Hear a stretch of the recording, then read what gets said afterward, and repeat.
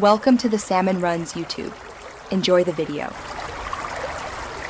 You start by preparing the input device, a controller that was already paired to this Ps4 and has a good battery. Once done, fully power off the console and wait about 30 seconds after the light goes out. This clears transient states. Next, press and hold the Ps4 power button until you hear a second-long beep. This forces safe mode at boot.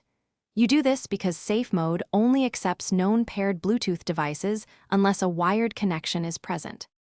Once safe mode appears, you try to re-establish input without USB by forcing Bluetooth pairing on the controller. Hold PS plus share until the light blinks, then watch for it to connect to the Ps4. If that fails, try alternative paired inputs like a Bluetooth keyboard or an HDMI-C TV remote because those can send basic navigation. If remote play was set up earlier, make sure the console is on the same network so you can connect from a PC or phone and control menus remotely.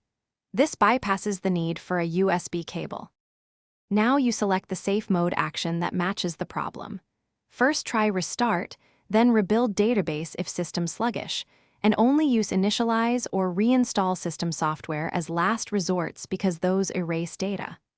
Once finished, power cycle the Ps4 and make sure the controller reconnects via Bluetooth. If it does, you're done. If you still lack input, the pragmatic troubleshooting tip is simple. Use a USB cable or